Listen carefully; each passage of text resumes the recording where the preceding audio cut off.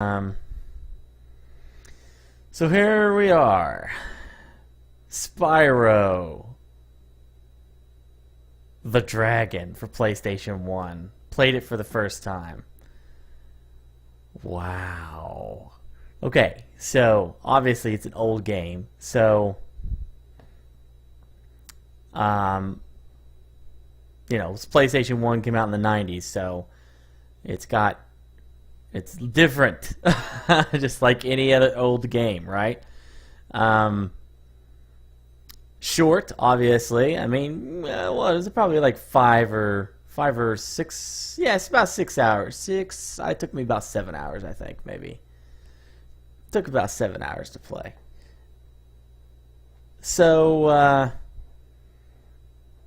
what is it? Basically, it's a platformer. You play as a little dragon. You jump over stuff. You can see you hover. You don't fly. You hover.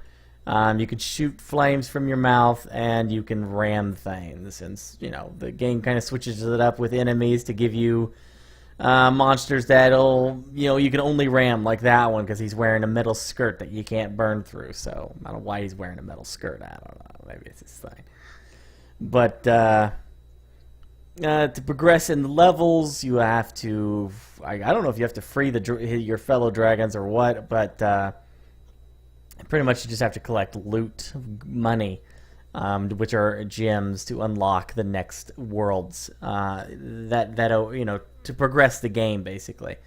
So it does have some boss battles. I think every world has some kind of boss battle. They were pretty straightforward. Catch up to them, burn them, and hit them 3 times, and they're dead. And you just progress that way throughout each boss fight, really, except for the last one. The most of them are pretty much just pretty straightforward. Just learn the. I mean, that you can argue that all of them need a pattern that you need to learn, but the last boss fight was more of a, which is what I had difficulty with, because the controls aren't tight, and I'm sure I'm to blame for a lot of the mistakes. I'm not a good platform gamer kind of person. It's never been my preferred play style, so I'm sure that a lot of it fell on me. But from my own opinion, obviously the controls, being an old game, they weren't as tight and responsive as they could be. Sometimes I'd hit jump and he would jump and then glide, and I didn't want him to glide, so he glided right off the freaking map into the lava, and that was just hours of frustration. So, but I'm getting ahead of myself. I already just told you what the game is. Now, what's cool about it? Well, I mean, it's adorable. It's freaking a cute little dragon beating the ass off of all kinds of things in the game. So, that's cute about it. And I love the health system. It's a little dragonfly that follows you around. If it's gold, you're at full health. And as you go down, as you take hits, it changes colors, and then it eventually goes away to let you know the next hit's going to kill you. That's really cool, because I like any game that can get rid of a UI like that. I think that's awesome. I think the way they designed the worlds is cool. It's interesting trying to explore and figure out what's what. It's the first one of the batch, so they did a really cool job in hooking you in and making you think, hey, this is definitely something I would like to see sequels of, which they did. Obviously, they made lots of sequels of Spyro, but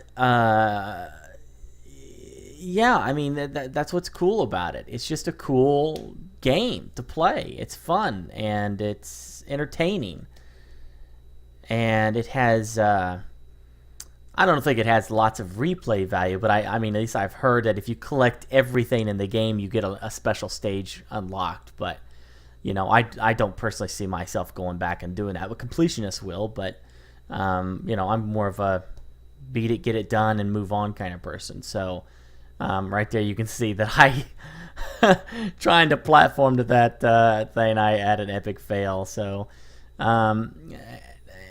and I guess also, if you like a good challenge, this game does offer that.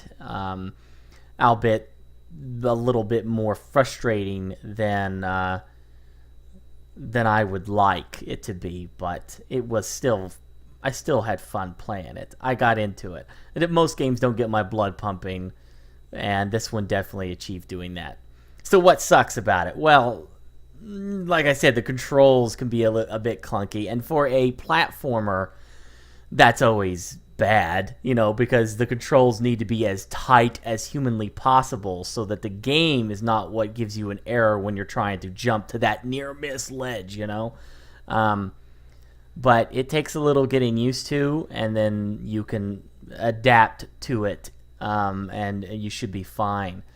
I also didn't like that on primarily the last boss fight. It just dragged on a little longer than it needed to.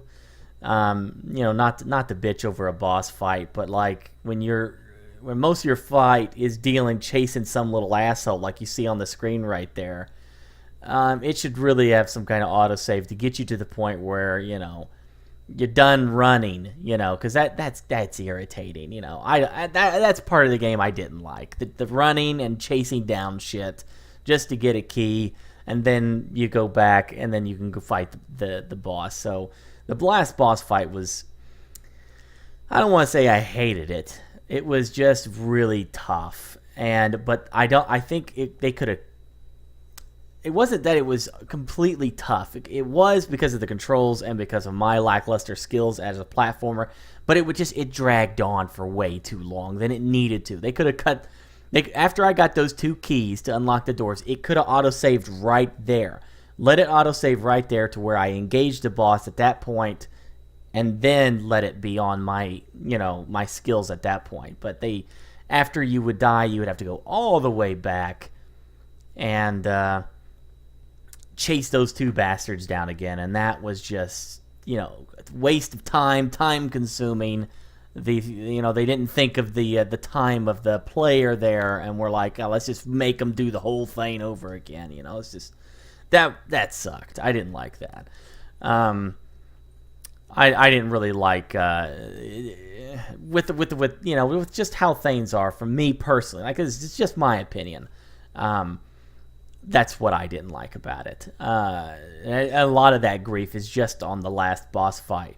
The rest of the game didn't really do a lot of that. It was more just, straight up platformer, figuring stuff out yourself, and doing a good job about it, and not having to worry about too much stress. The last boss fight was high stress. Oh my gosh, that was definitely a stressful fight. But I'm happy I did it. I'm happy I did it. It was. This is Spyro, so it is a legendary game, and everyone should at least play it once, right? So it's been played. I can't really do, is it worth it? Is it worth the money? I mean, because it's, you can pick it up for pennies now. I'm pretty sure it's on $4.99 on PSN, so easy to deal with that, right? So use your own discretion if it's something that you're interested.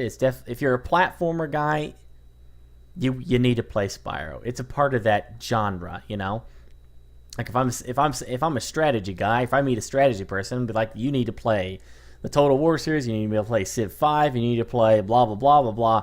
If you're a platformer, if you're a Mario fan, you need to play Spyro.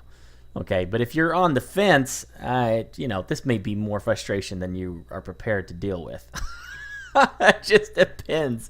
There's no easy or medium or hard setting with this game. You're put in there. Good luck. It's definitely for people that want a good challenge, and you're gonna get that. It's not a kid's game. It's cute and cuddly, and kids can obviously play it and beat it too. But it's definitely tough, especially for someone like me who's not a good platformer player. So. You can't download it on PSN? Well, I thought maybe you could. Who knows? Well, you can at least buy it at the, as a used copy somewhere. So I'm sure there's scads of them. But, okay, for the chat, let's ask you guys. Obviously, I'm pretty sure that there's going to be some good positives. If you enjoyed the stream or the game, I guess, watching the game be played, type 1. If you didn't like it, if you think it's not your cup of tea, type 2. And we'll see what you guys think about it. But overall, the experience is definitely unique so far in what I've played. So we'll see how the chat feels about it here as they slowly respond or think about what they want to, how they want to respond. But wonderful piece of nostalgia for you. Yeah, I see my little chat thing's cutting it off right there just a little bit, and I don't know why. It shouldn't be. Maybe it's because of... Nope, that's not why. But, let's see here. Ah, that'd be why.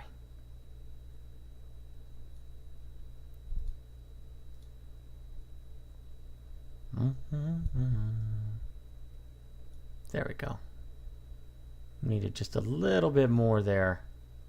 And we can move this down here.